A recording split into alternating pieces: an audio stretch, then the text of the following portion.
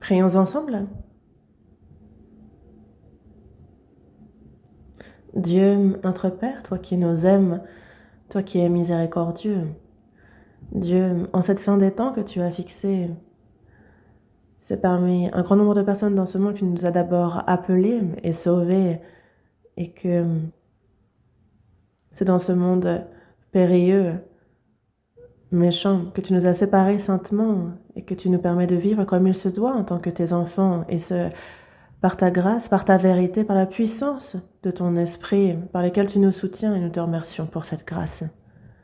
À cette heure, Seigneur, nous qui avons reçu la rédemption éternelle par ton précieux sang versé pour nous, sommes réunis ensemble devant toi pour te louer, pour apprendre ta parole, et nous te remercions pour cette communion. À cette heure encore, Seigneur, nous croyons à ce que tu es parmi nous et tes regards sur chacun d'entre nous, et que par ta main miséricordieuse, chacun soit soutenu. Que le temps qu'il nous reste désormais, en tant que tes enfants, soit vécu sans être honteux. Pour cela, il y a ton grand amour que tu nous donnes, cette espérance. Aide-nous à comprendre en quoi elle consiste et que nous le prêchions à ces âmes misérables de ce monde et qu'ils puissent être sauvés, qu'à travers nous, tu puisses agir à tes églises en Corée et à toutes celles dans le monde entier, à ceux qui prêchent l'Évangile malgré les difficultés, qui gardent la foi, à tous ceux qui obéissent, à tous ces frères et sœurs.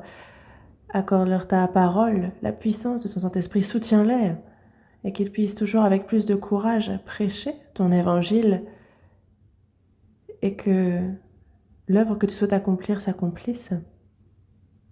À ceux qui sont malades, à ceux qui sont faibles, fortifie-les, qu'ils puissent te servir le reste de leur vie encore, qu'ils puissent vivre pour toi, donne-leur cette occasion. En ton temps, tu nous donnes la parole dont nous avons besoin, tu nous enseignes la voie à suivre. Seigneur, à cette heure encore, manifeste ta parole, ta volonté sainte, aide-nous à comprendre ta volonté et que chaque jour nous soyons renouvelés par ta parole, que notre homme intérieur soit fortifié et que nous puissions vivre comme il se doit en tant que tes enfants. Donne-nous la force pour cela et guide-nous. Qu'aucun parmi nous ne s'égare. Soutiens chacun d'entre nous par ta main miséricordieuse. Nous avons prié au nom de notre Seigneur Jésus-Christ. Amen.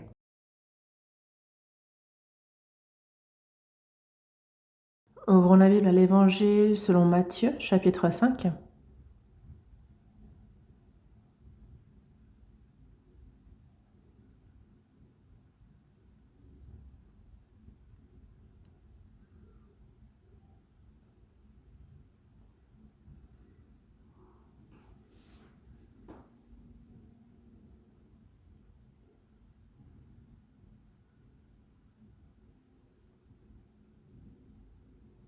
Évangile selon Matthieu, chapitre 5, à partir du verset 1 jusqu'au verset 10.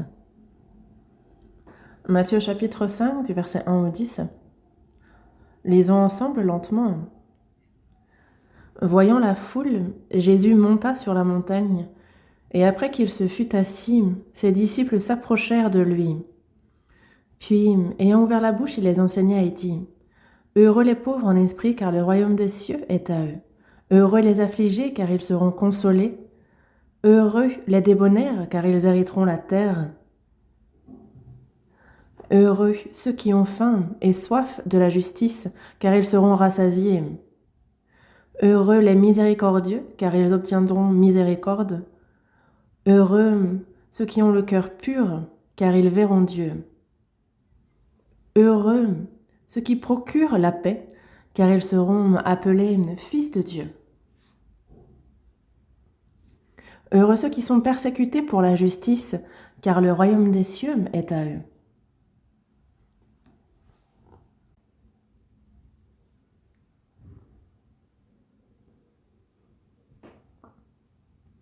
La semaine dernière, nous avons eu la retraite de printemps et c'est dans la grâce de Dieu que tout s'est bien terminé.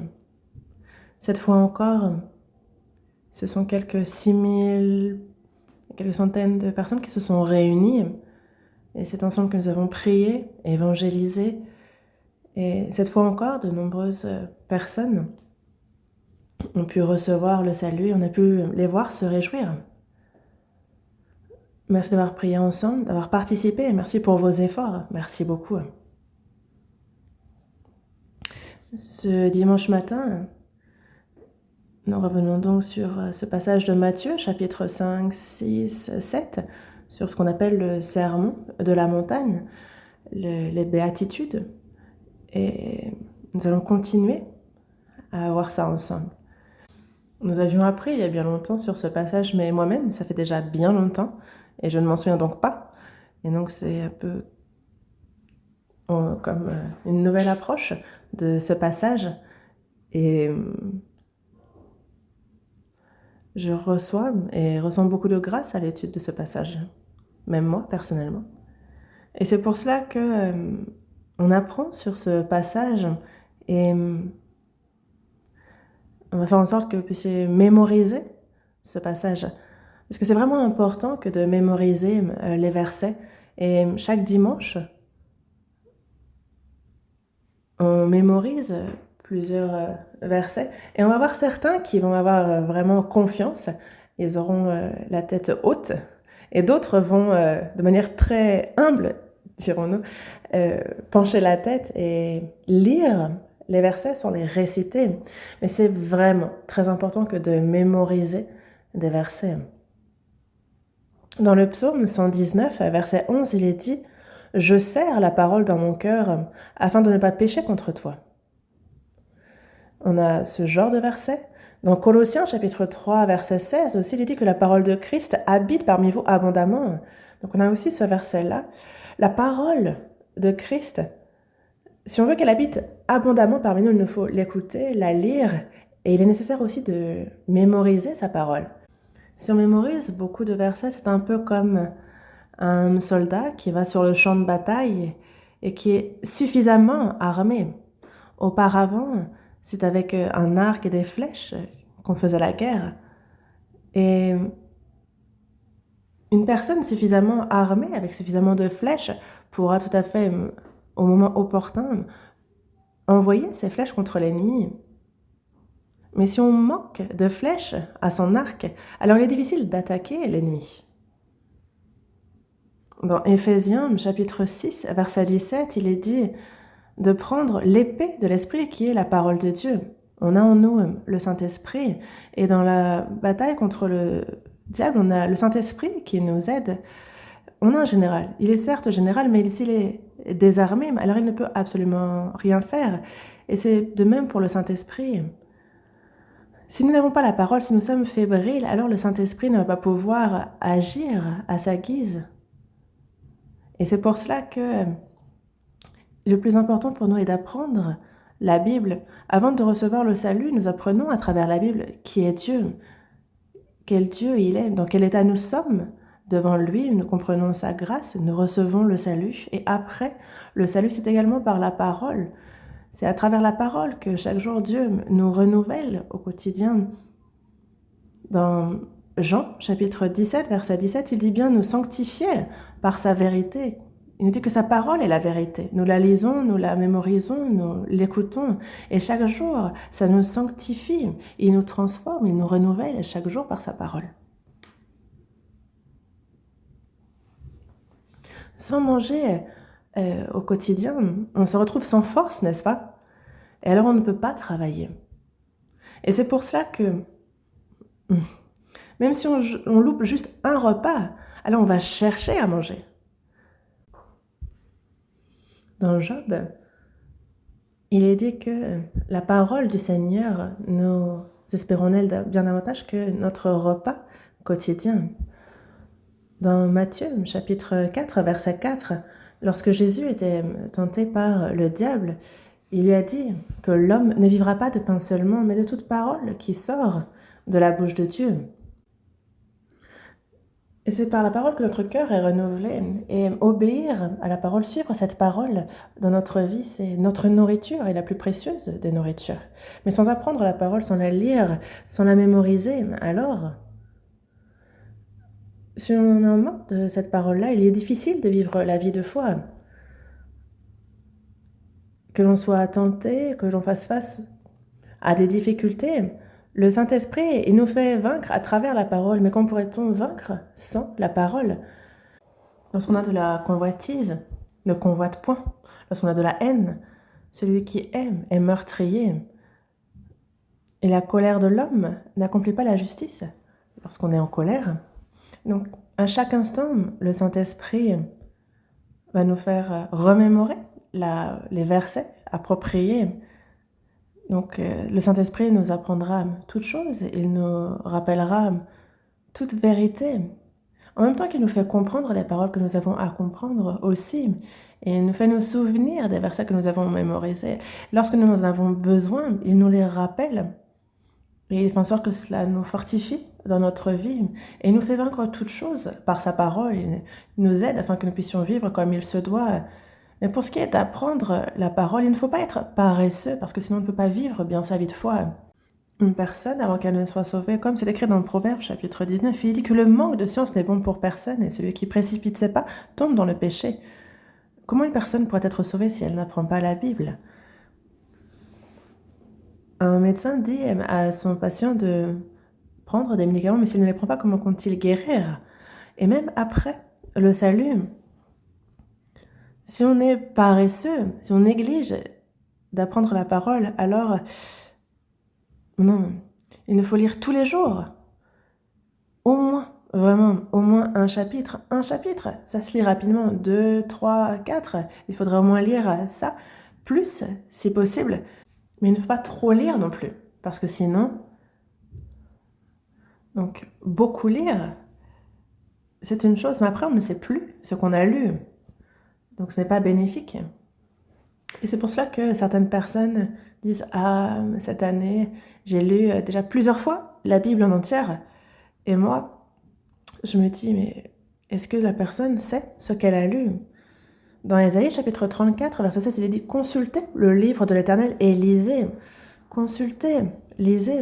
On parle de lire en détail, de relire encore et encore, de réfléchir sur ce qu'on a lu, d'éclairer notre cœur et notre vie à la lumière de ce qu'on a lu et méditer. Donc ce n'est pas être là à fermer les yeux et être dans ses pensées, non. C'est faire le lien entre la parole et mon cœur, ma vie, mon quotidien. Et alors le Saint-Esprit nous fait comprendre sa parole, il nous guide. La parole de Dieu, on la médite jour et nuit, toujours.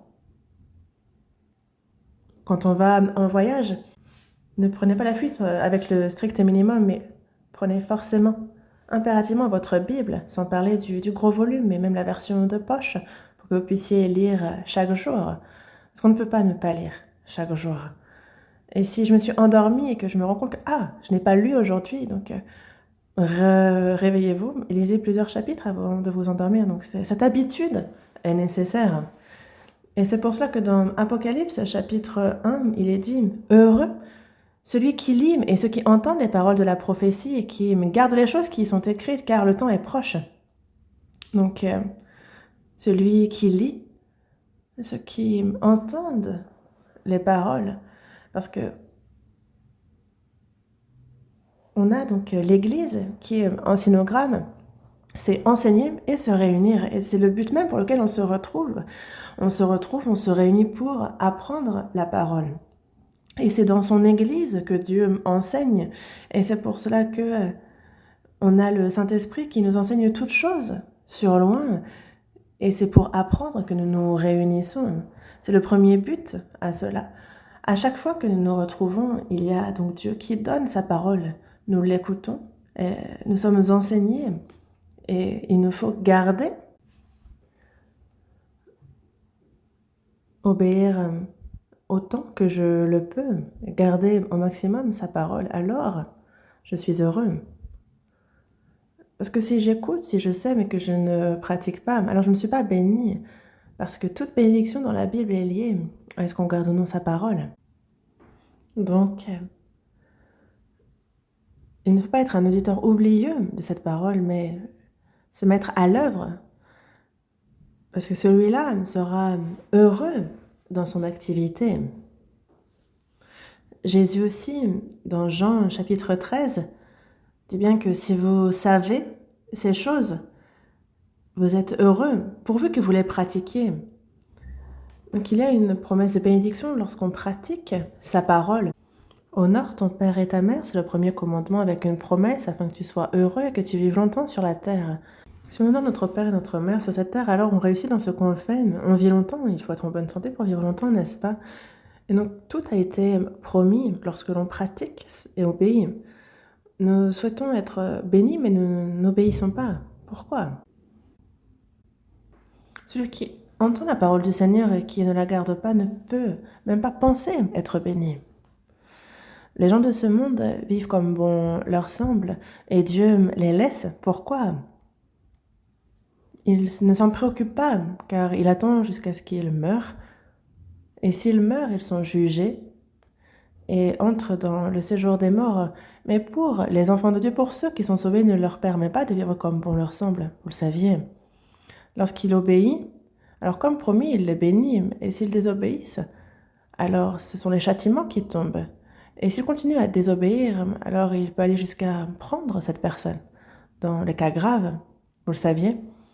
Ça ne veut pas dire pourtant que dès qu'une personne meurt, c'est qu'elle désobéit, mais cela arrive.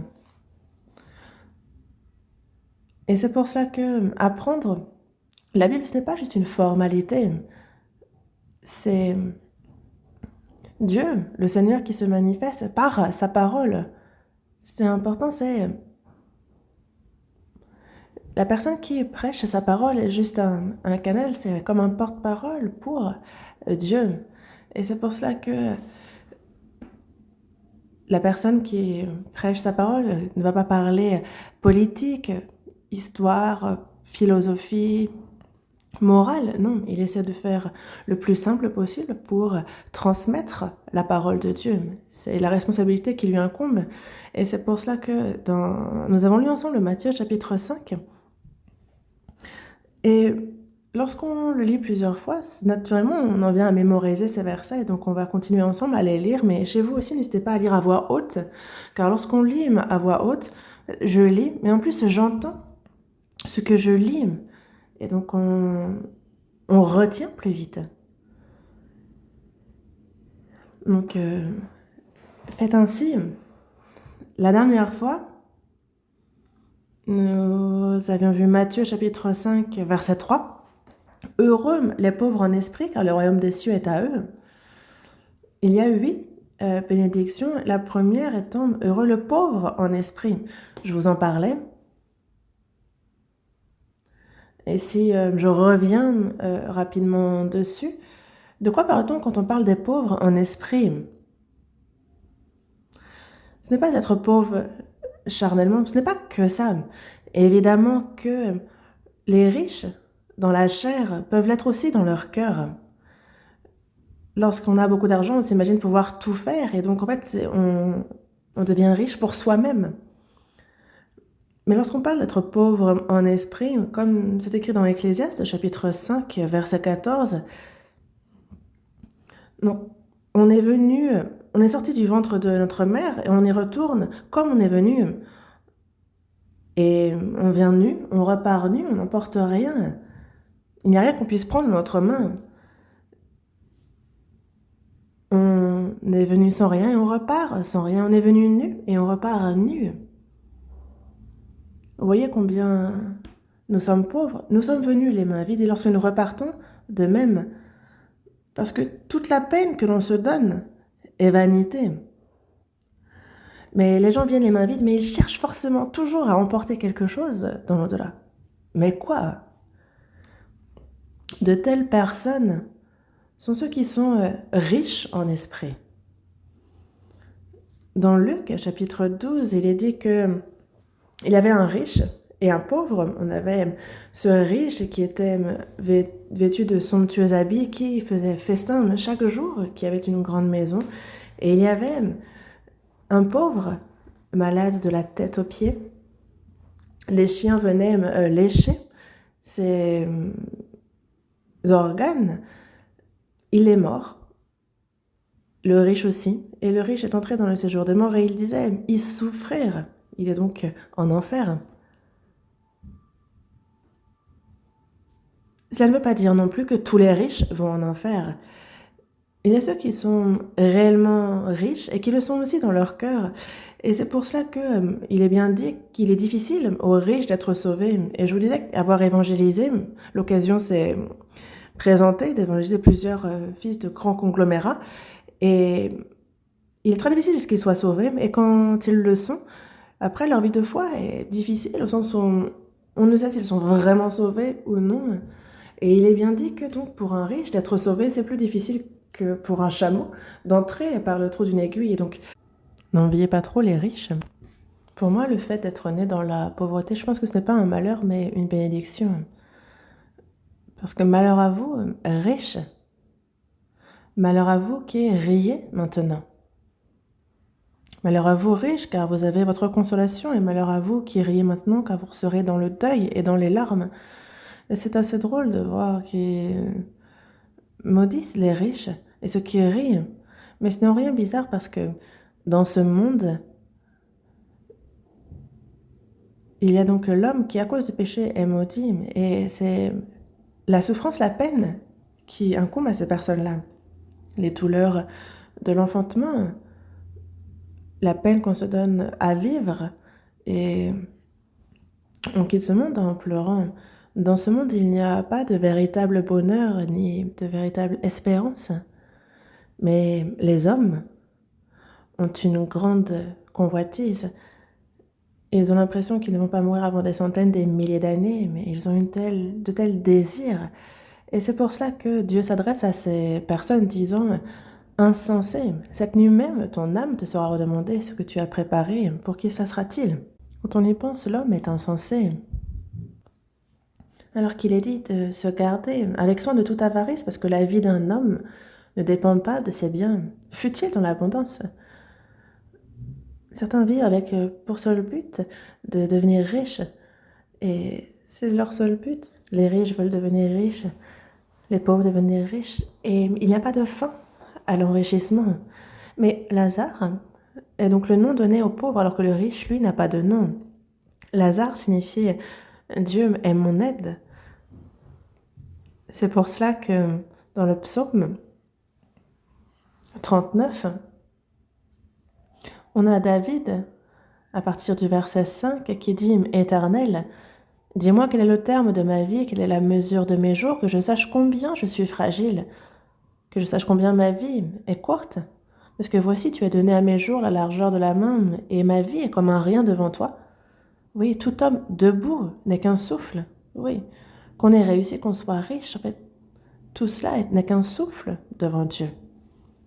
L'homme se promène comme une ombre, il s'agite vainement, il amasse, et il ne sait qui recueillera. On a donc David, ce grand roi qui a compris cela. Il est le plus surprenant des rois. Et l'homme, même s'il se tient debout, est comme une ombre qui se promène, il s'agite vainement, et il amasse et il ne sait qui recueillera.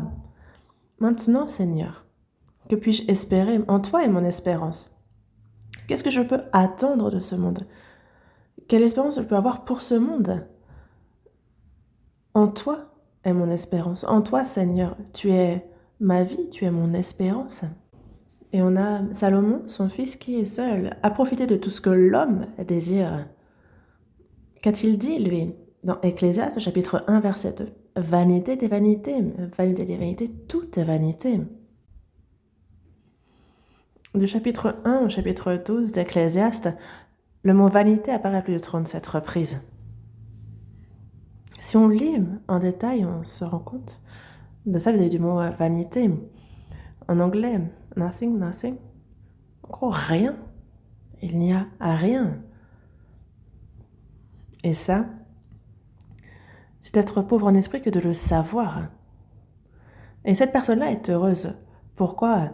Parce que cette personne a rempli désormais les conditions pour être sauvée. Ceux qui sont satisfaits et riches dans ce monde, ceux qui cherchent à l'être, jusqu'à ce qu'ils meurent, ils ne peuvent pas réfléchir aux problèmes que connaît leur âme, ils ne réfléchissent pas à Dieu, et ils ne prennent pas le temps jusqu'à ce qu'ils meurent. Dans tous les cas, les riches, certains, c'est juste avant de mourir où ils se disent: oh, Mais qu'est-ce qui se passe? Est-ce que Dieu existe vraiment? Est-ce qu'il y a l'âme, l'esprit? Est-ce qu'il y a bien un ciel et un enfer? Il s'en préoccupe, mais il est bien trop tard. Trop tard. Les malades aussi se disent: «Oh, mais qu'est-ce qui m'arrive?» Le médecin leur donne au plus vite un diagnostic et opère au plus vite. Mais il y a ceux qui n'écoutent pas ce qu'on leur dit et c'est plus tard, justement, lorsqu'ils sont gravement atteints et qu'il est déjà bien trop tard. Donc on a ce genre de personnes et d'autres, bien plus nombreuses, ne prennent même pas le temps d'y réfléchir. Ils sont trop occupés au quotidien pour ce qui est de l'au-delà, pour ce qui est de l'âme, de l'esprit. Ils disent ne pas avoir le temps d'y réfléchir. Ce sont vraiment des personnes qui font de la peine. C'est pour cela que heureux celui qui est pauvre en esprit, je le répète, mais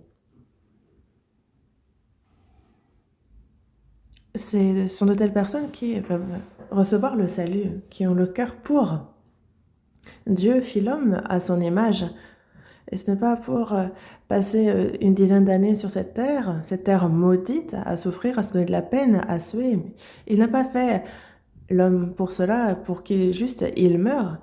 Non, l'homme est honoré aux yeux de Dieu, mais il parle ici de son âme, de son esprit. Dans le psaume 49, verset 21, il dit que l'homme qui est en honneur et qui n'a pas d'intelligence est semblable aux bêtes que l'on égorge. C'est son âme, son esprit qui est à l'honneur et non pas sa chair. Et la personne qui ne le comprend pas est semblable à la bête que l'on égorge. Alors que l'homme, lui, est en honneur. Pourquoi? Parce qu'il a son âme, son esprit. Et c'est pour cela que dans ce monde, il faut connaître la vanité de ce monde. Et on a justement ces conflits que rencontre notre âme, notre esprit, donc concernant Dieu, le fait de le rencontrer. Et la personne qui s'en préoccupe est quelqu'un qui peut entrer au ciel. Non pas qu'il entre au ciel, mais une telle personne, justement, est justement qualifiée en premier lieu pour pouvoir y entrer. Parce qu'une personne riche est éloignée de Dieu. N'enviez pas les riches. Quand on voit les grands conglomérats, leur fortune, quand on voit ceux qui ont réussi, quand on voit les personnes haut placées, ceux qui ont le pouvoir, mais sachez que ces choses-là sont des choses tristes en soi. C'est là pour quelques années et il n'y a pas de quoi se vanter. Nous, quand nous voyons ces choses-là, on peut les voir comme des enfants qui se battent pour des jouets. Cela n'a absolument rien de différent que des gens qui se disputent dans la cour de récré. Et aussi, heureux les affligés, car ils seront consolés. C'est une phrase simple, et je vous en parlais la semaine dernière, mais affligés à cause de quoi? Par manque d'argent? À cause de la pauvreté? À cause de la maladie? Non. À cause justement de cette situation, parce qu'ils savent qu'ils sont de misérables pécheurs devant Dieu. Qu'à cause du péché, leur âme, leur esprit est mort et qu'ils vivent en commettant le péché, mais qu'ils seront jugés à leur mort et qu'ils finiront en enfer. Quand on apprend à connaître cela, alors l'âme, l'esprit est affligé. Affligé à cause du péché. À cause du péché. Heureux les affligés, car ils seront consolés. Consolés, il y a consolation. Quelqu'un qui se repent, qui confesse ses péchés, et donc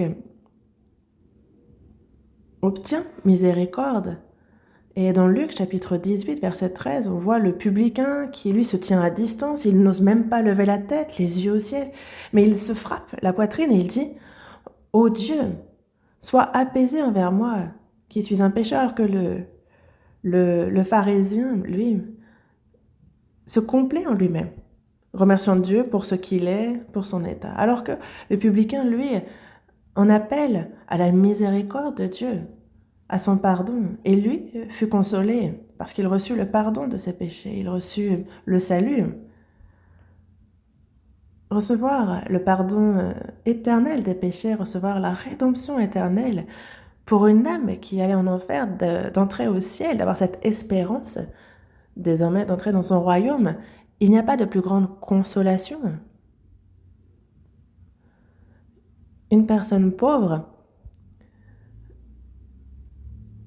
si justement elle a été expulsée de chez elle et qu'on lui offre un très grand appartement luxueux, elle sera contente. Mais est-ce que c'est une véritable consolation? Parce que si la personne tombe malade, si elle rencontre d'autres difficultés en soi, en quoi est-ce qu'elle sera... Ça ne va pas durer, cette consolation. Ça va aller pour quelques années. Donc est-ce que c'est ça, une consolation? Lorsque la famille est décédée, si on les ramène à la vie, mais est-ce que ça va consoler quelqu'un?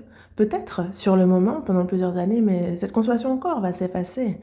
Mais lorsque c'est l'âme, l'esprit qui reçoit le salut éternel, la vie éternelle, lorsqu'on devient enfant de Dieu, lorsqu'on a cette espérance d'entrer dans le royaume des cieux, et pas seulement après le salut, jusqu'à ce que nous entrions dans son royaume, Dieu est avec nous, le Père nous accompagne, et il n'y a pas de plus grande joie, de plus grande consolation que cela, non? Heureux les affligés car ils seront consolés. Cette consolation, c'est le salut. Aujourd'hui, heureux les débonnaires, car ils hériteront la terre. On lit juste cette phrase et on a du mal à comprendre. Mais heureux les débonnaires, donc ceux qui ont reçu la vie éternelle, ceux qui ont reçu le pardon des péchés. Heureux les débonnaires, ceux qui ont donc un cœur doux, débonnaire. Ça, c'est le cœur de Christ. Une personne sauvée a reçu la vie de Christ. Lorsque Jésus est mort, il a pardonné mes péchés et par sa résurrection, il nous a donné la vie. Dans la première épître de Pierre, chapitre 1, verset 3, il le dit, « Béni soit Dieu, le Père de notre Seigneur Jésus-Christ, qui, selon sa grande miséricorde, nous a régénérés pour une espérance vivante par la résurrection de Jésus-Christ d'entre les morts. » Et donc c'est par sa mort et par sa résurrection que nous avons été pardonnés de nos péchés et qu'on nous a donné la vie. Parce qu'il y a justement ce grain qui a été semé, Jésus-Christ lui-même qui est mort. Lui, le Fils unique, est mort pour produire de nombreux frères. Et donc il nous a donné la vie en lui. Et c'est pour cela que la vie du chrétien, c'est aussi avoir reçu l'Esprit de Christ. Ceux qui ont reçu le salut ont Christ en eux et nous. Après avoir reçu le salut, la première des choses qu'il nous faut comprendre, et la plus importante aussi, quelle est-elle? On a reçu le salut. On est né de nouveau, on a reçu la vie éternelle.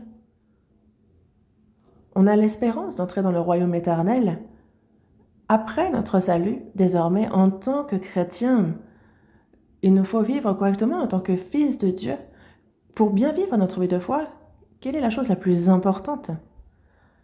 La chose la plus importante, bien connaître la Bible, être zélé, on a besoin de tout cela, mais il y a une chose bien plus importante encore, c'est de connaître que Christ est en moi. En moi. Les disciples de Jésus l'ont suivi 3 ans et demi, mais Jésus disait partir. Il parlait de sa mort, de sa résurrection, il disait aller au Père. Et ses disciples étaient préoccupés en disant « Mais si tu pars, et nous ?» Jésus leur dit « Il est bon pour vous, il est avantageux que je m'en aille, car si je ne m'en vais pas, le Consolateur ne viendra pas vers vous, mais si je m'en vais, je vous l'enverrai. Il sera avec vous éternellement. » Donc on a le Saint-Esprit qui est l'Esprit de Christ. Jésus est venu en chair sur terre. Et il y a l'Esprit de Christ, le Saint-Esprit. Et c'est pour ça que dans Romains, chapitre 6, verset 9, il est écrit que si quelqu'un n'a pas l'Esprit de Christ, il ne lui appartient pas. L'Esprit de Dieu, le Saint-Esprit, l'Esprit de Christ, c'est le même Esprit. L'Esprit de Christ, l'Esprit de Dieu, le Saint-Esprit. Donc on a ce Saint-Esprit Et c'est pour cela que dans Jean chapitre 14, verset 20, il est dit qu'en ce jour-là, vous connaîtrez que je suis en mon Père et que vous êtes en moi et que je suis en vous. Le jour où on est sauvé. Qu'est-ce que nous savons ce jour-là?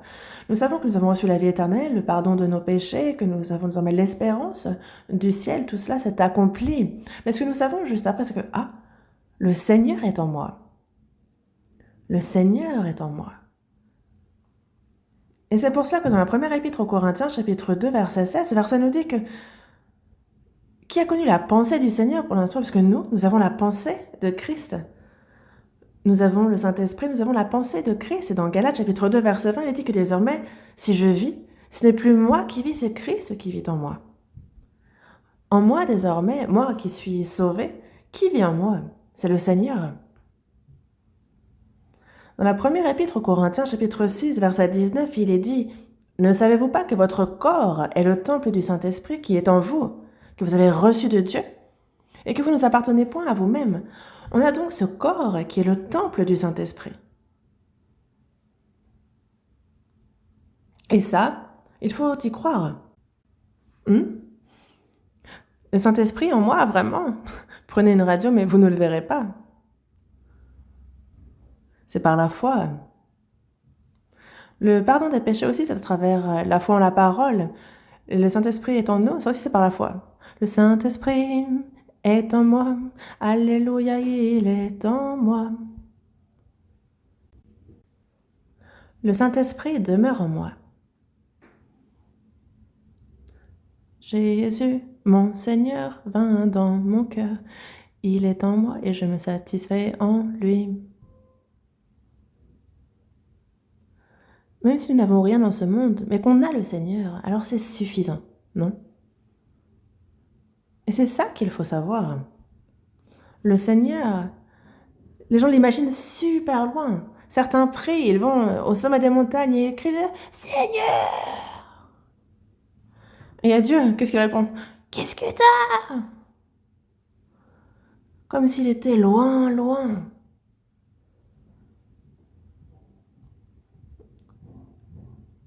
Mais dans ces cas-là, on aurait besoin de la plus grande des enceintes pour appeler le Seigneur. Mais non, il n'est pas loin. Quand je pense, il le sait. Et parfois, on prie. Et il y a d'autres pensées qui nous traversent, donc on peut parler à voix haute, ça permet de se concentrer. Mais le Seigneur, par son esprit, est en moi. Et ça, c'est la première chose la plus importante dans notre marche. On a l'impression parfois que le Seigneur est là, puis d'autres fois qu'il n'est pas là. Et c'est pour cela que le Seigneur est en moi. Il n'y a pas plus précieux que le Seigneur. Je ne pourrai jamais changer ça pour les richesses. Il n'y a pas plus précieux que le Seigneur dans ce monde. Et le Seigneur est en moi. Alors je peux ne rien avoir, ça va quand même. Que je sois pauvre, que je sois malade, que je sois en train de mourir, j'ai le Seigneur en moi. Ça vous fait peur? Dans le psaume 23, verset 4, il est dit « Quand je marche dans la vallée de l'ombre de la mort, je ne crains aucun mal, car tu es avec moi. » Il y a cette vallée de l'ombre de la mort que l'on passe, et même là, le Seigneur est là. Même si la mort survient, le Seigneur est là. Et nous traversons cela ensemble, donc de quoi avoir peur? Est-ce qu'une personne sauvée a peur de mourir? Dieu considère que ça a du prix à ses yeux, la mort de ses saints, de ceux qui l'aiment. Il y a un père qui attend que son fils grandisse pour lui donner son immense fortune et l'en faire hériter. Et lorsqu'il le fait, alors ça réjouit les parents, et d'autant plus le fils. Nous, le jour où nous irons au Seigneur, le but pour lequel Dieu nous a sauvés, c'est afin de nous donner la gloire éternelle dans les cieux. Et c'est ce jour-là qu'il nous la donnera. Mais on aurait peur de mourir. Une personne sauvée, le jour de sa mort est le jour le plus glorieux de sa vie.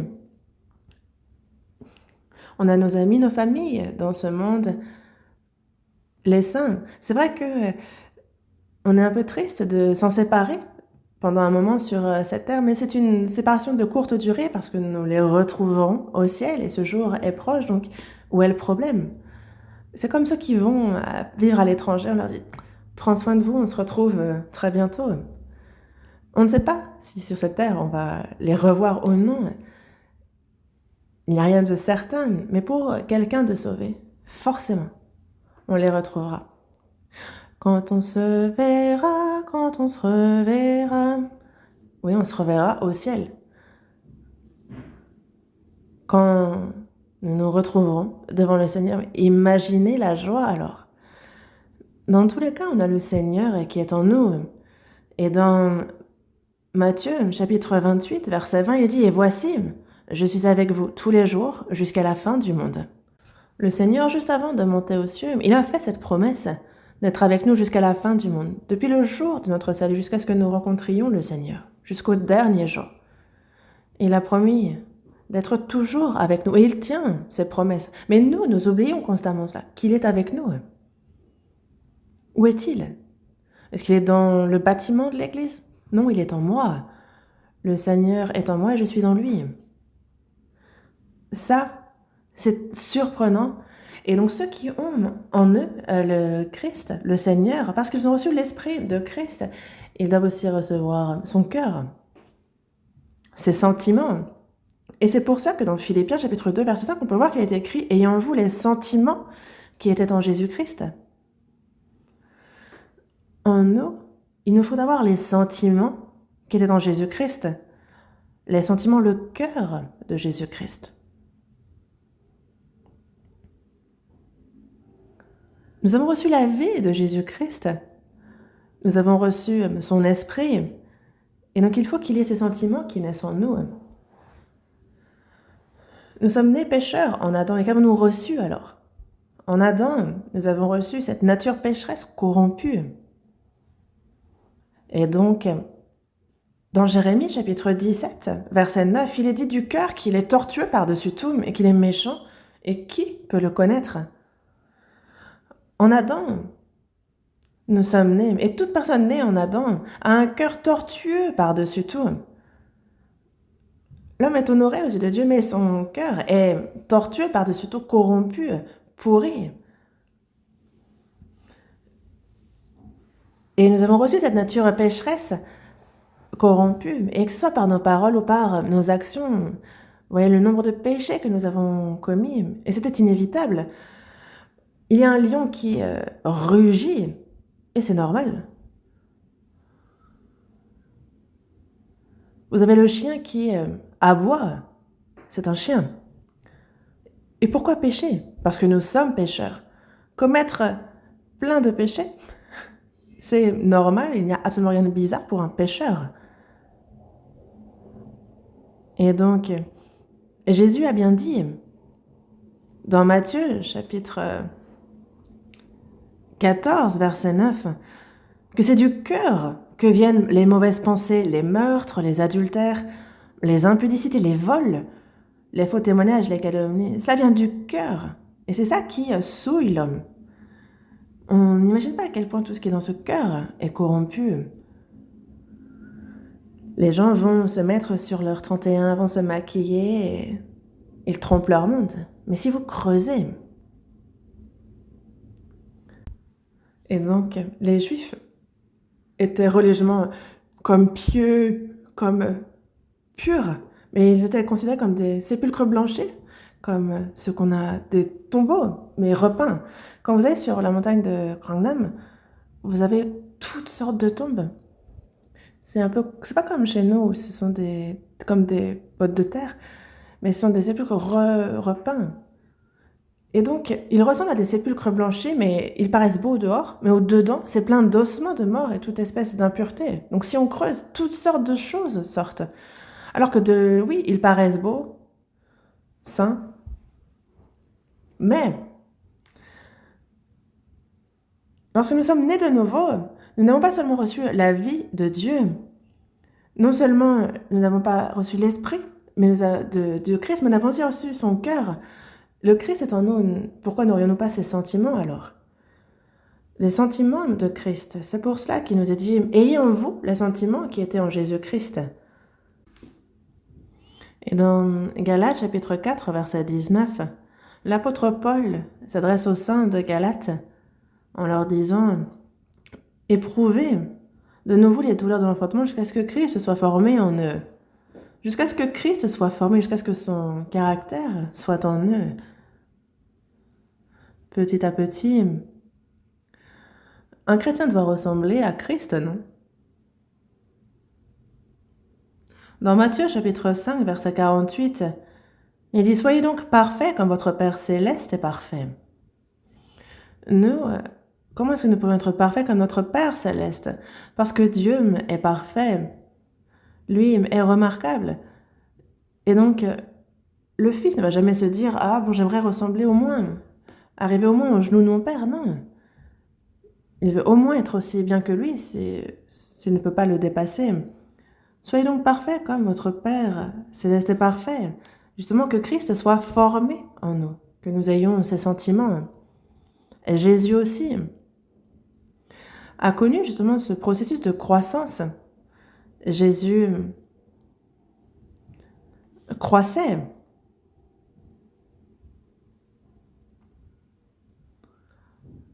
C'était à la vue des hommes. On l'a vu croître, grandir. Un homme naît, mais lorsqu'il est jeune, il mange tout ce qui lui tombe sous la main, il fait ses besoins à tout moment. En fait, il n'a honte de rien, mais petit à petit, justement, il se cache ou il connaît ce qu'il aime et ce qu'il n'aime pas. Il est prudent, justement, petit à petit, en fait. Et donc, nous, quand nous recevons le salut, il y a en nous, petit à petit, le Christ qui se forme en nous.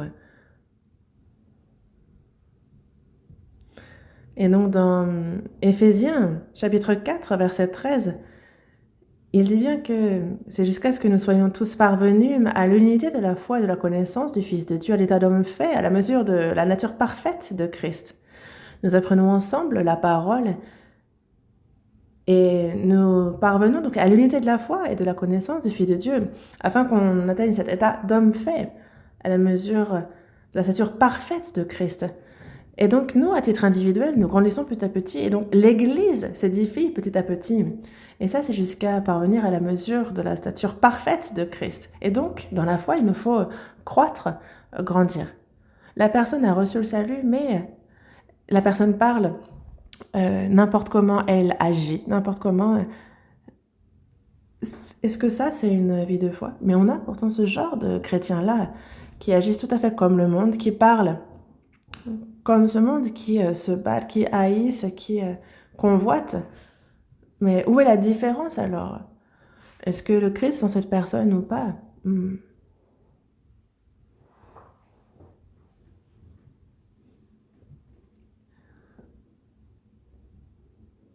Et donc si on a l'esprit de Christ, alors il nous faut ressembler à Christ, petit à petit.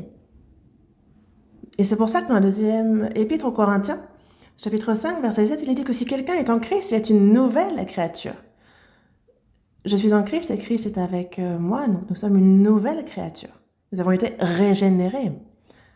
Donc si quelqu'un est en Christ, il y a donc cette union en la mort et en la résurrection de Jésus. Nous sommes devenus un avec Jésus. Et c'est pour ça que dans la première épître aux Corinthiens, chapitre 6, verset 17, on nous parle de celui qui s'attache au Seigneur et est avec lui un seul esprit. Nous sommes devenus un. Lorsque le fer entre dans le feu entre dans le fer, le feu se rougit et donc ils deviennent un. C'est du fer en feu. Le fer est du fer, mais il y a du feu dedans, il est en feu. Et c'est pareil pour Christ. Christ est en nous et nous sommes désormais inséparables. Mystérieux et surprenant, mais c'est un fait. Et si vous ne comprenez pas, croyez. Ah oui, le Seigneur est en moi. Le Seigneur est en moi, comment est-ce que je pourrais donc agir n'importe comment alors? Si le Christ est en moi, je suis donc une nouvelle créature. Puisque je suis désormais unie, je suis un avec Christ, je suis une nouvelle créature, une nouvelle personne. Les choses anciennes sont passées, voici, toutes choses sont devenues nouvelles. Le Seigneur est en moi et il a fait de moi une nouvelle créature, une nouvelle personne. Et il faut devenir une nouvelle personne pour pouvoir entrer dans le nouveau ciel, la nouvelle terre. Le vieil homme ne peut entrer dans le nouveau ciel et la nouvelle terre. Les choses anciennes sont passées. Voici, toutes choses sont devenues nouvelles. Voici, il faut que ce soit visible. Est-ce que vous avez quelque chose à montrer? Évidemment, ce n'est pas parce qu'on est né de nouveau que l'on va du jour au lendemain devenir un ange. Non, mais on a reçu la vie. Au minimum, on est devenu enfant de Dieu. On a l'esprit du Seigneur en nous. On a à cœur de vivre selon la volonté du Seigneur. Et c'est pour cela que petit à petit, on croit, on grandit. Et quand on atteint un certain niveau, alors c'est nous ressemblons au Seigneur. Compris? Et il faut absolument que cela se passe comme ça. La personne vit comme bon lui semble. Et elles disent, ah, mais on est humain, est-ce qu'on peut vraiment vivre selon la volonté de Dieu, blablabla, blablabla. Mais si on est humain, on est surtout enfant de Dieu. Si on est des hommes, certes, mais on est ceux qui ont l'espérance du ciel, ceux qui ont l'esprit de Christ. Dans la seconde épître aux Corinthiens, chapitre 13, verset 5, il est bien dit de s'examiner pour voir si on est dans la foi, de s'éprouver soi-même. Ne reconnaissez-vous pas que Jésus-Christ est en vous, à moins peut-être que vous ne soyez réprouvés? On croit. Mais cette foi est-elle une véritable foi reconnue par le Seigneur? Et il faut s'examiner sur ce point. Que je sois ou non en bonne santé, pour cela, il faut faire des examens. La foi aussi, comment on l'examine? À travers la parole, parce que la foi vient de ce qu'on entend, donc c'est par la parole qu'on a eu la foi. C'est donc aussi par la parole qu'on va voir si c'est bien selon la Bible que j'ai la foi. Il faut que je m'examine à la lumière de la parole. Que j'examine chacun des points. Est-ce que c'est bien selon la Bible que j'ai reçu le pardon des péchés? Si c'est bien selon la Bible que j'ai reçu le salut? C'est bien selon la Bible que je suis né de nouveau? Est-ce que c'est bien selon la Bible que je suis devenu enfant de Dieu? Est-ce que c'est bien selon la Bible que j'ai reçu le Saint-Esprit? Est-ce que c'est bien selon la Bible que le Seigneur est en moi? Je vérifie point par point. Et justement, quand on a la certitude, on a la foi, examinez-vous vous-même. Ce qui compte donc est de reconnaître que Jésus-Christ est en nous. Il nous faut le savoir. Parce que peut-être, si Christ n'est pas en vous, alors vous êtes réprouvé par Dieu. Et donc celui qui n'a pas l'Esprit de Christ ne lui appartient pas. Et donc que faire? Si nous sommes chrétiens, il nous faut vivre comme il se doit en tant que chrétien, que ce soit dans ma pensée, dans ma manière de parler, dans ma manière d'agir. Même si nous ne sommes pas encore parfaits, petit à petit, nous lui ressemblons toujours plus. Et lorsque le Seigneur reviendra, alors c'est jusqu'à notre corps qui sera transformé pour lui ressembler et être glorieux. Vous avez ces larves qui deviennent des cigales, et ça leur prend 7 ans. Et elles changent petit à petit, et après, elles prennent leur envol, laissant derrière toute leur peau. C'est comme vous allez avoir sur les feuillages de petites larves qui, peu de temps après, vont devenir des libellules et s'envoler. Petit à petit, ces insectes-là qui nous dégoûtent deviennent des papillons qui s'envolent. De même, nous aussi, petit à petit, mais avant que notre corps ne soit transformé, c'est notre vie, c'est notre pensée qui doivent changer petit à petit. La personne est sauvée depuis 3 ans, 5 ans, 10 ans, et pourtant, je m'excuse, mais est-ce que c'est qu'il n'y a pas un problème? Soit la personne est malade, soit elle est morte. Mais il y a fondamentalement quelque chose et il faut examiner ça. Continuer comme ça, juste pour faire des allers-retours à l'église, chanter avec zèle, prier, c'est ça, bien vivre sa marche. Est-ce qu'il y a de quoi se vanter? Sachez que dehors, ceux qui vont à l'église le font bien mieux que vous. Regardez les musulmans qui croient en Allah, ils prient plus de 7 fois par jour. Et eux meurent pour Allah. Pour un Dieu qui n'existe pas, pour Bouddha. Voyez un peu le commerce qui se fait autour, combien il se donne pour lui construire ce qu'il y a de mieux. Mais est-ce que le christianisme, c'est une religion? Non, on n'est pas dans la religion. C'est la vie de Christ. Et c'est le caractère de Christ qu'il faut voir se former en nous.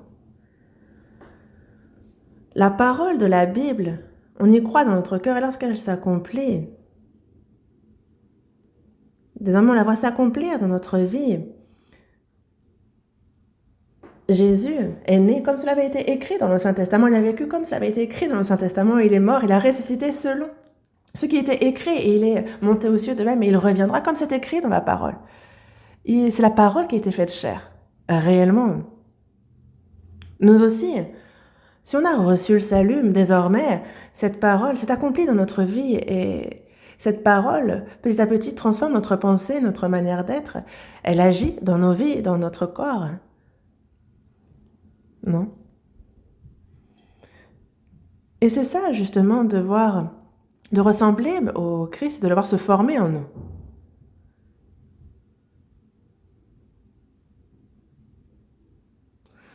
Donc, les débonnaires, Jésus, le Seigneur, était débonnaire. Matthieu chapitre 11, verset 29.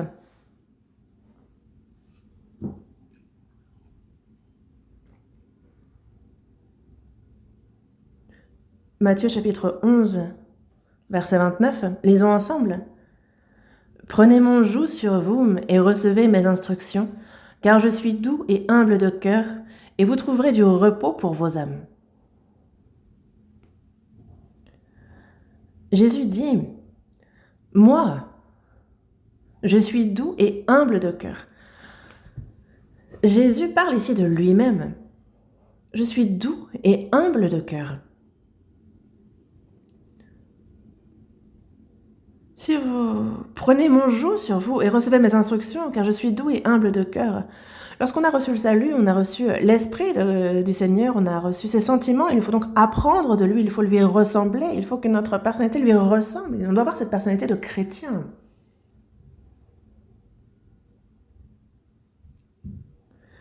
Doux et humble. Et donc petit à petit, ressembler au Seigneur. Il le faut. Et c'est pour cela que dans l'Ancien Testament, le plus remarquable des ouvriers de Dieu, des prophètes, donc Moïse a guidé le peuple d'Israël hors d'Égypte. Durant 40 ans, il les a guidés dans le désert jusqu'en terre de Canaan. Mais dans Nombre, chapitre 12, verset 3, ce verset nous dit que l'Éternel l'entendit. Or, Moïse était un homme fort patient, plus qu'aucun homme sur la face de la terre. Patient est aussi traduit par doux, débonnaire. Il était un homme fort patient, fort doux, plus qu'aucun homme sur la face de la terre. Patient, doux. Moïse est l'ombre de Jésus. Nous sortir de l'emprise du diable. Comme Moïse a fait sortir le peuple d'Égypte, il a fait traverser la mer Rouge. Le Seigneur nous a sauvés de l'emprise de Satan et il nous fait traverser. Donc c'est comme les 40 années passées dans le désert, il nous aide, il nous guide dans la marche, dans la vie de foi, pour nous préparer à l'entrée du royaume des cieux, qui est Canaan, parce que Canaan est aussi l'ombre du royaume des cieux. Moïse est l'ombre de Christ. Et le peuple d'Israël sorti d'Égypte est l'image des saints de son Église. Et c'est pour cela que dans l'Ancien Testament, le plus patient, le plus doux des hommes était Moïse. Quand on parle de patient, de doux, de quoi parle-t-on? Moïse, voyez toute la peine qu'il a connue. Moïse était fils de la fille de Pharaon. Il pouvait profiter de tous les trésors de l'Égypte. Il était justement... Il pouvait devenir Pharaon. Mais il a considéré tout cela comme de la boue, il a abandonné cela. Et dans Hébreux chapitre 11, verset 24, c'est par la foi que Moïse refusa d'être appelé fils de la fille de Pharaon. Alors qu'il en était digne, il a rejeté, refusé cela. Il a préféré être maltraité avec le peuple de Dieu que d'avoir pour un temps la jouissance du péché. En Égypte, il était dans le palais. Cela ne veut pas dire qu'il péchait pour autant, mais il y avait son peuple qui était dans la servitude. Et lui était dans le palais. Et ça, c'était justement donc la jouissance du péché. Il a abandonné cela. Il a regardé l'opprobre de Christ comme une richesse plus grande que les trésors de l'Égypte. Donc il a cet opprobre de Christ. Donc il a vu Jésus qui viendrait des milliers d'années après. Donc les souffrances de Christ. Lui aussi a regardé l'opprobre de Christ, ce qu'il avait souffert comme une richesse plus grande que les trésors de l'Égypte, car il avait les yeux fixés sur la rémunération. Il savait qu'il y avait la gloire et qu'elle vaudrait bien plus que tous les trésors de l'Égypte. Que cette rétribution que Dieu promet est bien plus grande que tous les trésors de l'Égypte. C'est pour ça qu'il les a abandonnés. Ayant les yeux fixés sur la rémunération. Et Jésus est vraiment débonnaire, il est vraiment doux, humble. Prenez mon joug sur vous et recevez mes instructions, car je suis doux et humble de cœur. Nous sommes nés avec cette nature pécheresse corrompue. Nous avons vécu en péchant, mais désormais les personnes sauvées ont une nouvelle vie, ont reçu l'esprit de Christ, et il y a en eux les sentiments de Christ. C'est un nouveau caractère, un nouveau tempérament qu'ils ont reçu, les choses anciennes sont passées, voici toutes choses sont devenues nouvelles. Et donc c'est une évidence. On a l'esprit qui demeure en nous, on a le Seigneur qui... Que ce soit notre pensée, notre cœur, notre quotidien, que ce soit nos actions, tout cela, petit à petit, le Seigneur nous aide, cet esprit nous aide à ce que cela ressemble à la manière de parler, d'agir, de se comporter du Seigneur. Oui, petit à petit. Et c'est pour ça que dans Éphésiens chapitre 4, verset 15, il est dit que professant la vérité dans la charité, nous croissions à tous égards en celui qui est le chef, Christ. Et donc nous, il nous faut croître à tous égards en celui qui est le chef, en Christ. Nous croissons. Et donc, être débonnaire, être doux, c'est le cœur, c'est les sentiments de Christ. Et pour nous, chrétiens et de nouveau, c'est aussi, ça doit être notre cœur. Heureux les affligés, car ils seront consolés. Ici, c'est le salut.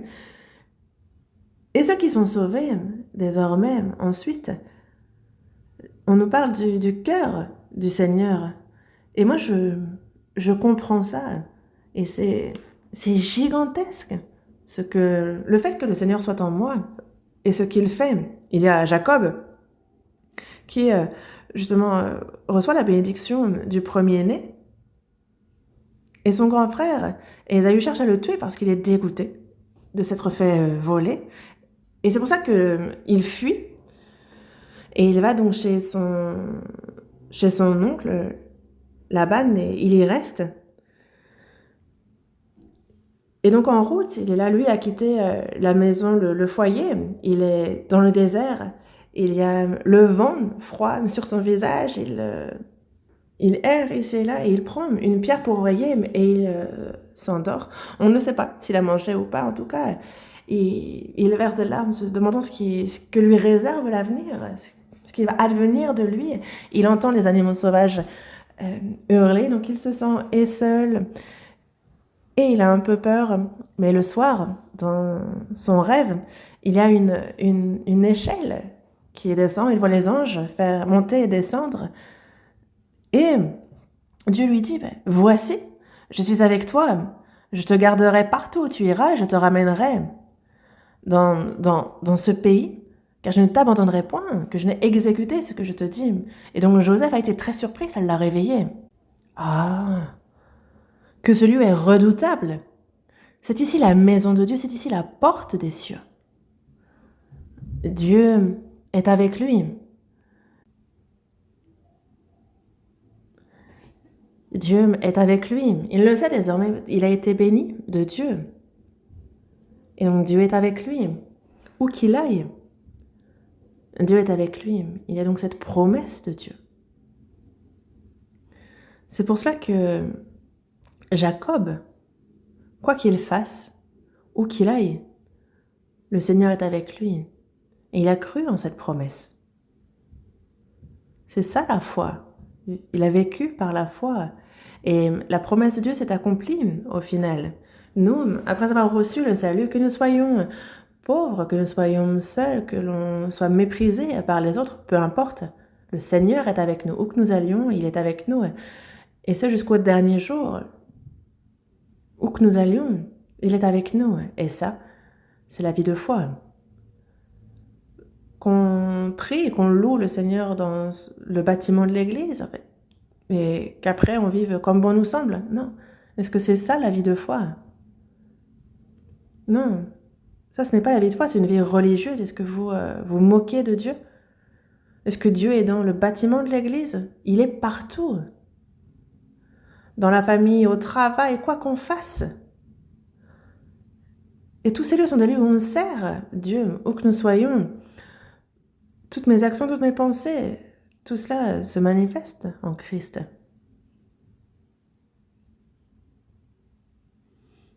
Donc, débonnaire, quand on cherche dans le dictionnaire, c'est calme, doux, obéissant, gentil, clément. En fait, quand on tape sur Google, c'est la définition qu'on nous donne, mais ce n'est pas la définition que le Seigneur donne de débonnaire, de doux. Ce dont le Seigneur parle, c'est des sauvés qui, par la grâce de Dieu, par son esprit, ont justement le sentiment de Christ. Ce sont les sentiments de Christ.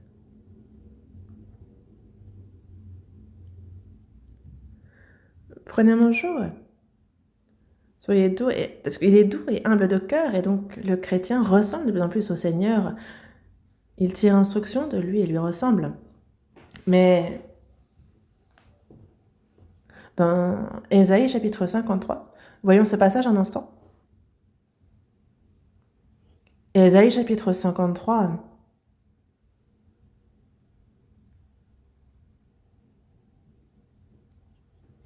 Chapitre 53, verset 7, lisons ensemble. Il a été maltraité et opprimé, et il n'a point ouvert la bouche, semblable à un agneau qu'on mène à la boucherie, à une brebis muette devant ceux qui la tondent, il n'a point ouvert la bouche. Ésaïe a été écrit 700 ans avant que Jésus ne vienne sur terre. Et ici, c'est un verset qui désigne Jésus. Jésus, il a été maltraité et opprimé. Mais voyez la souffrance qu'il a connue. Le peuple d'Israël, élu de Dieu, l'a méprisé, l'a chassé, haï, a cherché à le tuer. Lui qui était sans péché, ils l'ont condamné à mort. Il a été frappé de ces terrifiantes verges. Les soldats romains lui ont craché au visage, l'ont frappé de leurs mains et l'ont battu. Il a souffert toutes sortes de maltraitances. Il a été frappé de verges, il a été crucifié et il porte sa croix, il tombe, mais il souffre toutes les souffrances possibles sur la croix. Lui qui est égal à Dieu, lui qui est le roi des rois, Seigneur des seigneurs, pourquoi a-t-il fallu qu'il soit maltraité, opprimé si misérablement, comme s'il était le moindre des pécheurs? Il a été jusqu'à mourir.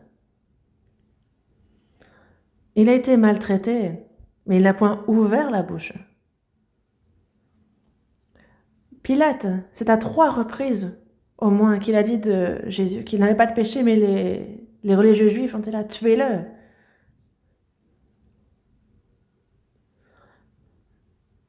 Jésus a dit, qu'ai-je commis comme péché?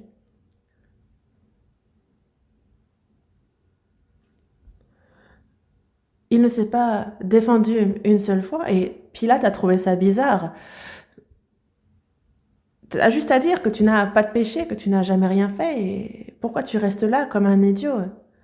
On lui crache dessus et il y a la bave qui coule. On le frappe la joue et il se laisse frapper. On l'insulte, on le frappe, il se laisse traîner, frapper, maltraiter, opprimer. Semblable à une brebis muette devant ceux qui la tondent, il n'a point ouvert la bouche. Quand une vache est menée à la boucherie, à l'abattoir, elle le sait. Et c'est très dur. Le mouton aussi le sait. Les autres animaux aussi le savent. Il y a longtemps, quand j'étais plus jeune, il y avait un chien à la maison. Et ma maman disait, ah, aujourd'hui, on va au marché puis on vend le chien. Et le chien, mais se terrait sous une cachette et on ne pouvait pas l'en sortir. Il savait. Il sait très bien que si on le vend, il va finir en soupe.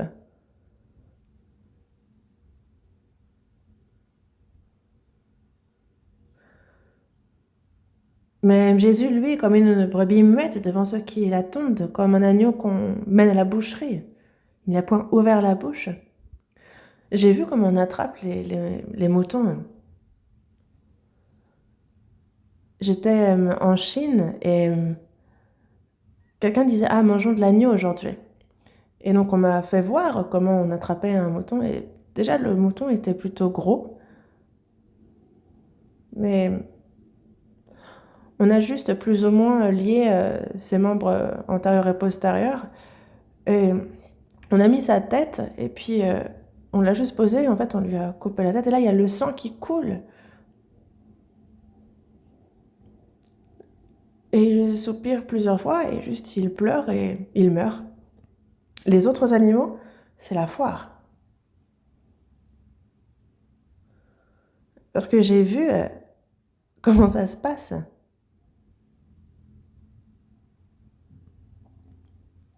J'ai vu comment on tond aussi un mouton. En fait, on a la tondeuse.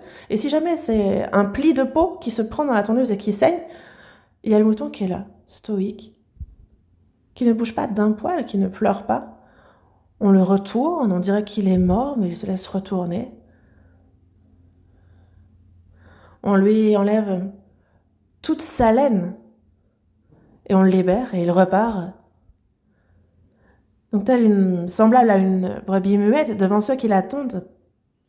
Ici, on décrit un mouton pour décrire Jésus. Et c'est bien ici la douceur, le débonnaire dont parle Jésus.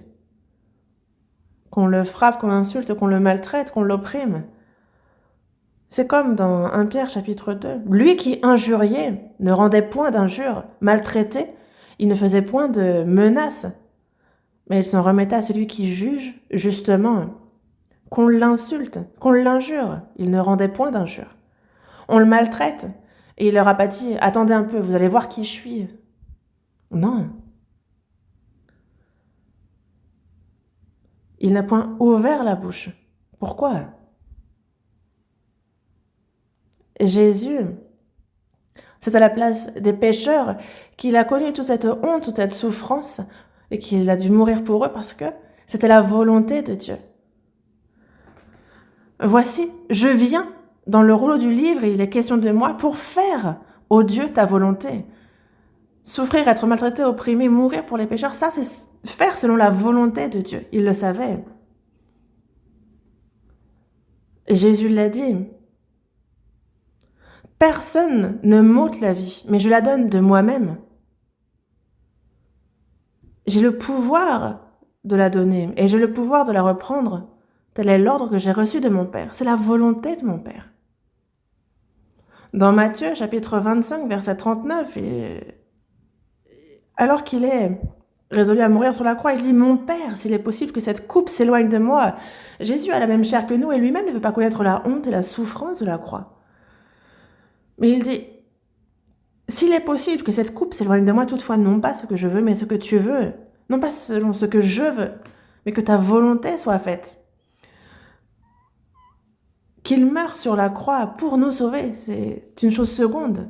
Mais il a obéi, il s'est soumis à la volonté du Père en mourant sur la croix. Et c'est pour ça qu'il n'a pas à se plaindre et il n'a pas de regrets. C'est la volonté de Dieu.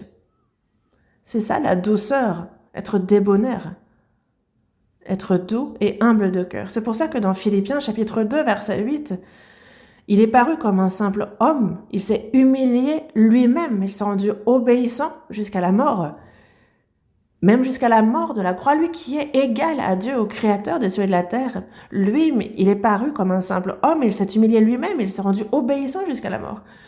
Jésus n'est pas un homme, il est égal à Dieu, c'est Dieu. Mais il s'est humilié lui-même, se rendant obéissant jusqu'à la mort. C'est ça, débonnaire, doux. C'est là le débonnaire, la douceur dont nous parle la Bible. La douceur, l'humilité. Se soumettre absolument à Dieu, à sa volonté, en silence, quelles que soient les maltraitances, l'oppression. Ne pas se défendre, se plaindre, injurier, mais en silence, se soumettre, obéir jusqu'à la mort. Cette attitude-là, c'est ça, débonnaire. Alors, on a ce Seigneur doux, débonnaire, qui a ses sentiments, ce cœur, et nous, c'est ça qu'il faut qu'on suive. Quelles que soient les tribulations, les difficultés, ne pas se plaindre, ne pas murmurer, non. Mais sans un mot, obéir comme lui. Vous voyez?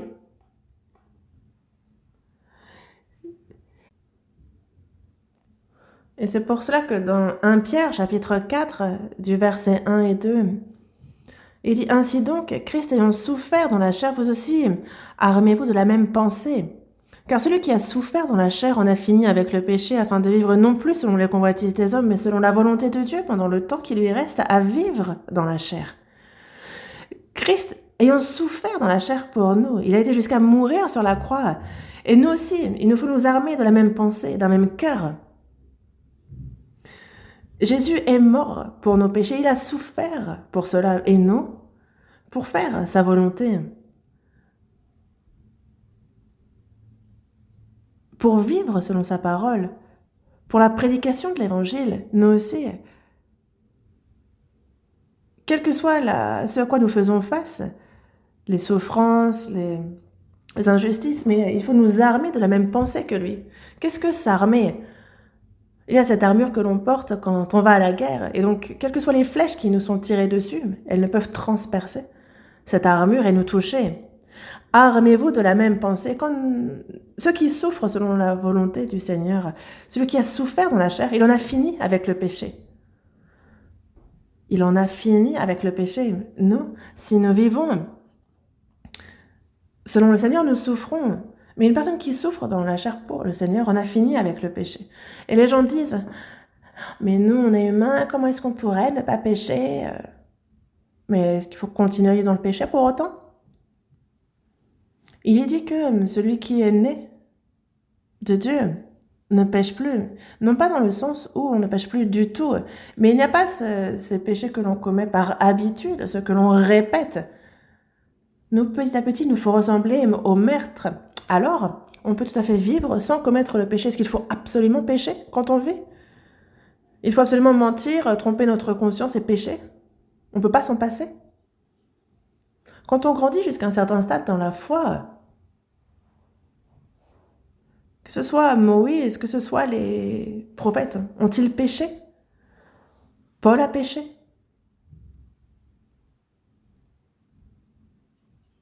Est-ce qu'il faut absolument pécher ? Ne vous trouvez pas d'excuses. Ah, c'est la chair. Il faut changer. L'apôtre Paul aussi a dit justement frapper sa chair, la soumettre.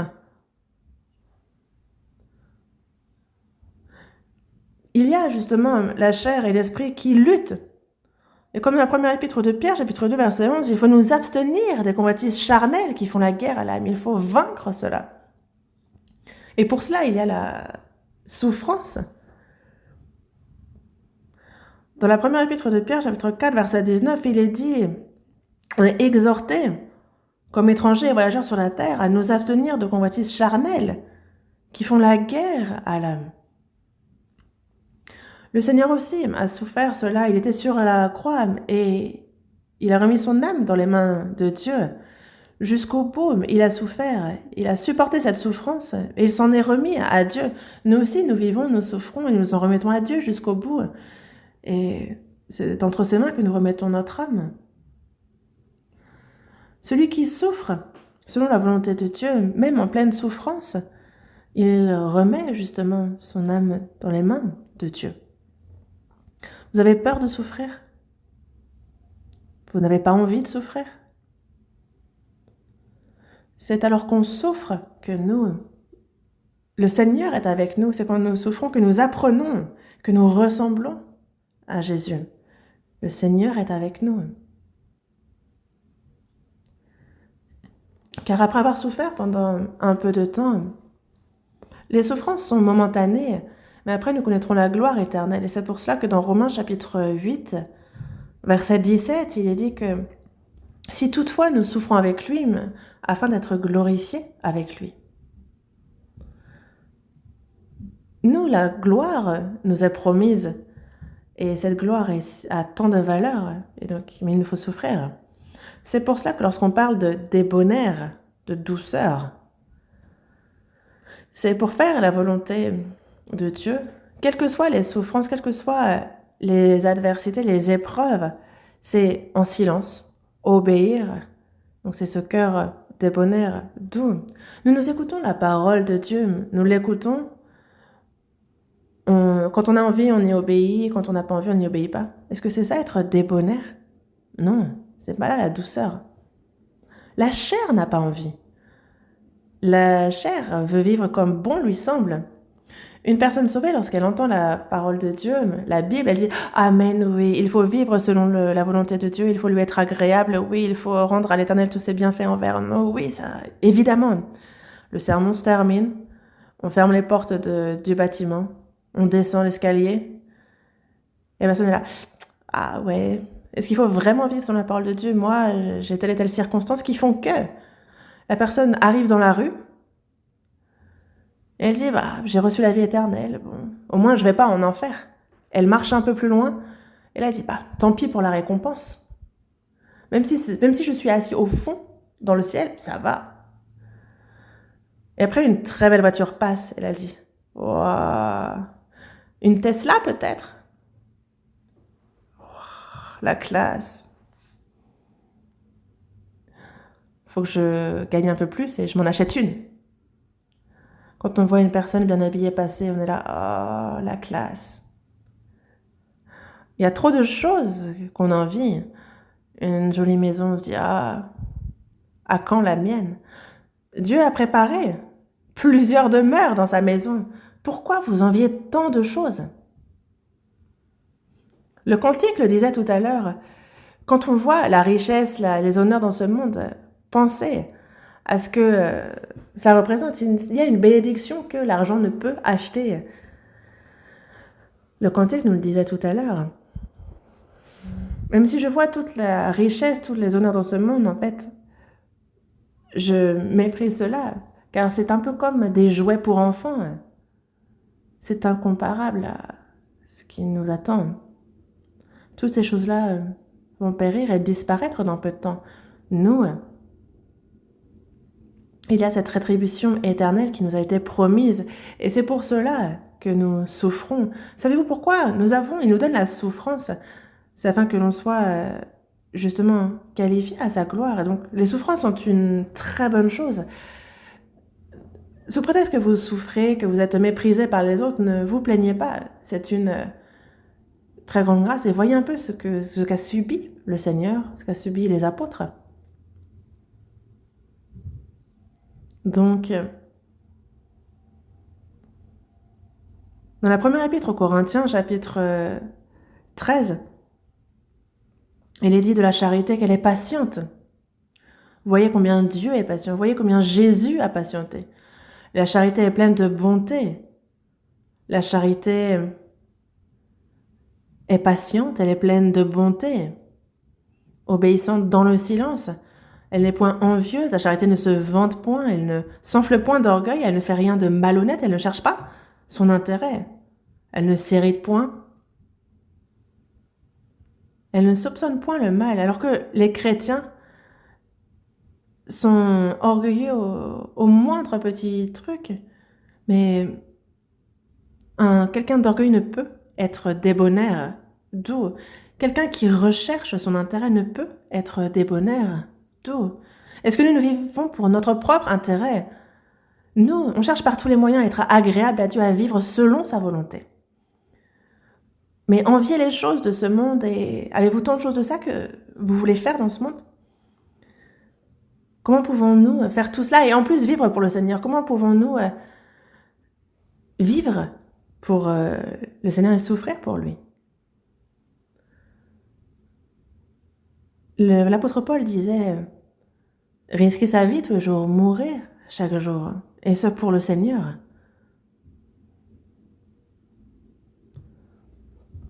Même si nous souffrons, même si nous sommes victimes d'injustice, quand c'est pour le Seigneur, nous supportons.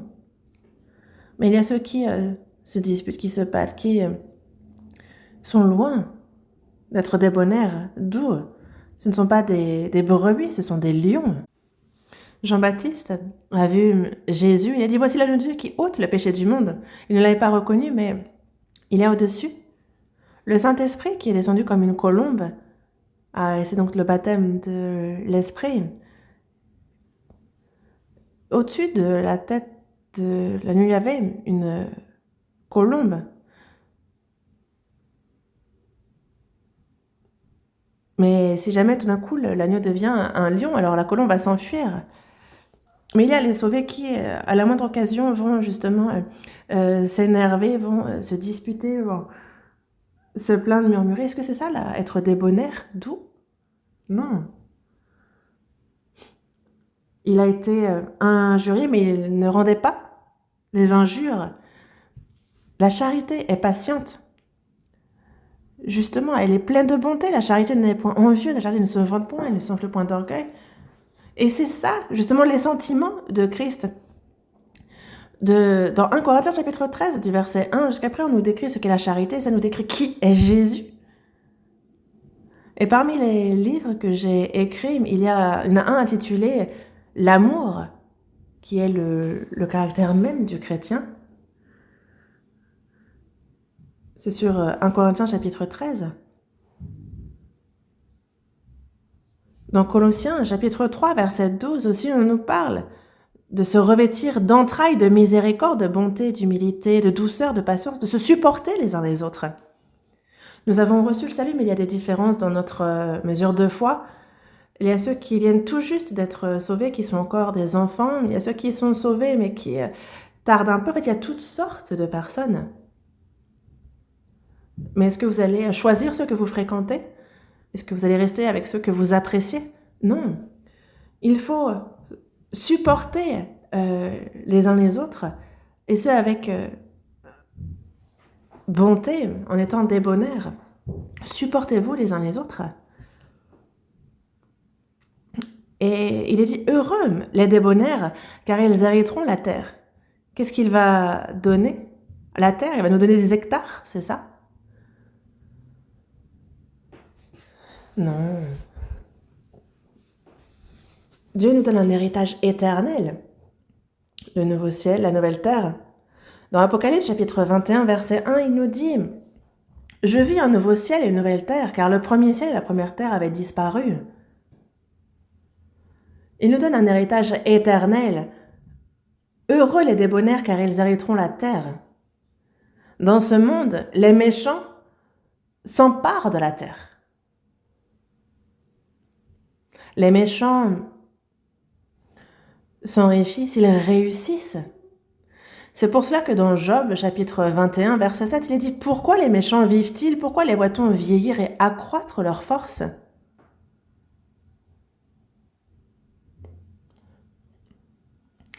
Leurs taureaux sont vigoureux et féconds, leurs génisses conçoivent et n'avortent point. Ils laissent courir leurs enfants comme des brebis. Les enfants prennent leurs ébats, ils chantent, ils se réjouissent, ils passent leurs jours dans le bonheur. et ils descendent en un instant au séjour des morts. Ce sont des porcs pour les festins. Et c'est ça que vous enviez? C'est pour ça que dans le psaume 37, on va voir ce passage. Psaume 37, il faut qu'on voit ce passage.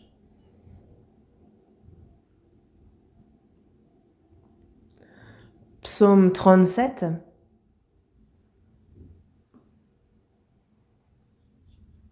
verset 7.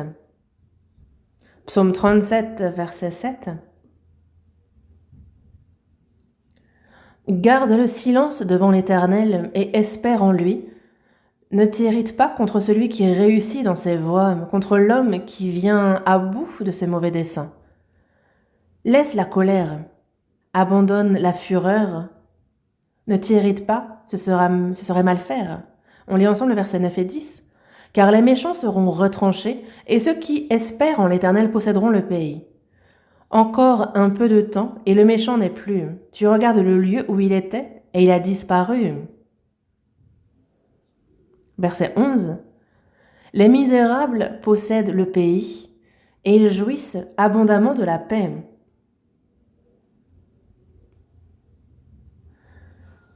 Garde le silence devant l'Éternel, et espère en lui. Ne t'irrite pas contre celui qui réussit dans ses voies, contre l'homme qui vient à bout de ses mauvais desseins. Dans ce monde, les méchants réussissent. Pourquoi ça se passe ainsi? Ce psaume, dans le psaume 73 aussi, on voit le bonheur des méchants. Ils réussissent. Et en voyant ça, mon pied allait fléchir. Mes pas étaient sur le point de glisser. Moi, je vis selon la volonté de Dieu et je suis éprouvée dans la souffrance. Les méchants, eux, voient comment ils réussissent. Pourquoi tu ne les punis pas? Tout se passe bien pour eux. La chance, pourquoi? C'est plus tard que je l'ai compris. Encore un peu de temps, et le méchant n'est plus. Ils finissent dans le séjour des morts.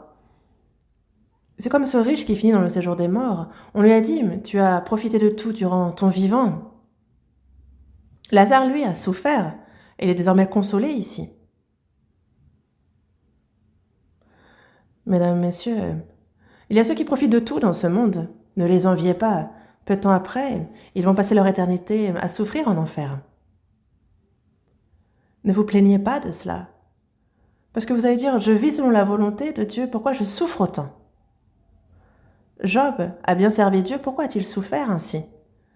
C'est que ceux qui traversent ces épreuves et ceux qui ne les traversent pas, il y a une différence entre ces deux personnes.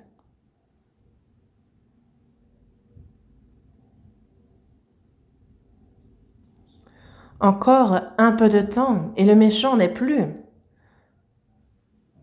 Les misérables possèdent le pays et ils jouissent abondamment de la paix. Les misérables possèdent le pays, ceux qui vivent en s'appuyant sur le Seigneur, qui placent son espérance en lui. Ceux qui obéissent à la parole de Dieu, ceux qui sont débonnaires et doux, ils possèdent le pays. Quel pays? Ce monde sera détruit. Non, on parle ici du nouveau ciel et de la nouvelle terre, qui sont éternelles. C'est pour ça que dans le verset 18, on va lire ce verset 18 ensemble, psaume 37, verset 18. L'Éternel connaît les jours des hommes intègres, et leur héritage dure à jamais. Les hommes intègres, les hommes débonnaires, ceux qui vivent selon la volonté de Dieu, l'Éternel connaît leurs jours et leur héritage dure à jamais. L'héritage que Dieu veut donner est un héritage éternel qui dure à jamais. Et c'est pour ça que dans Hébreux chapitre 10, verset 34, il est écrit que le chrétien, justement, a accepté avec joie l'enlèvement de ses biens. On le voit, les chrétiens ont souffert de la part des catholiques, parce que lorsqu'on ne croyait pas en leur doctrine, lorsqu'on désobéissait à cela, ils étaient attrapés et tués sur le bûcher. Donc, et tous leurs biens étaient livrés au butin pour l'État, pour le peuple. Et ça est arrivé véritablement, mais ils ont accepté avec joie l'enlèvement de leurs biens, sachant qu'ils avaient des biens meilleurs et qui durent toujours. Ils ont subi ça avec joie, alors qu'on leur prenait tous leurs biens. Pourquoi? Parce qu'ils savent très bien qu'il y a des biens meilleurs qui durent pour toujours que Dieu leur donnera. Prends, prends tout.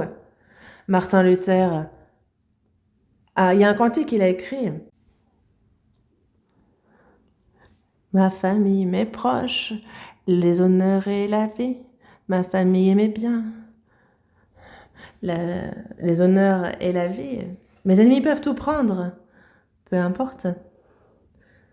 Moi, j'aime mon Seigneur. En fait, c'est ce que... Prenez tout ce que vous voulez. Moi, j'ai un lieu éternel. Lorsqu'on vit pour le Seigneur, il se peut que l'on soit touché sur certains points, mais ne vous inquiétez pas, il vous le rendra sur cette terre et dans les cieux. Donc pourquoi être frustré ainsi? Nous, en fait, même si nous n'avons rien, nous avons le Seigneur en nous, nous vivons selon sa volonté. Ça, c'est mon héritage.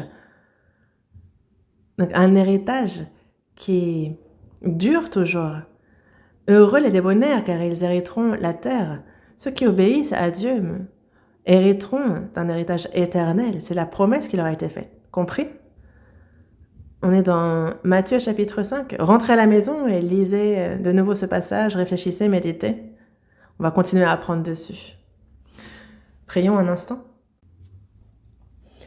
Dis notre Père, toi qui es miséricordieux, tu as racheté notre corps, notre âme, notre esprit au prix de ton sang, nous t'appartenons. Désormais, le reste de notre vie, nous voulons le vivre selon ta volonté, à te servir, à te réjouir. Ton retour est très proche. Seigneur, nous croyons que nous allons tenir dans ta gloire. Tu as dit, heureux les débonnaires, car ils hériteront la terre. Et nous réfléchissons à ce bonheur que tu donnes, que nous soyons débonnaires, quelles que soient les épreuves, les adversités, les difficultés que nous rencontrons, que nous puissions être obéissants à ta parole en silence, que l'on tienne et que ce soit cet héritage glorieux, éternel, qui durera toujours, dans lequel nous espérions. Et pour cela, règne sur notre vie et sur notre cœur. Nous avons prié au nom de notre Seigneur Jésus-Christ. Amen.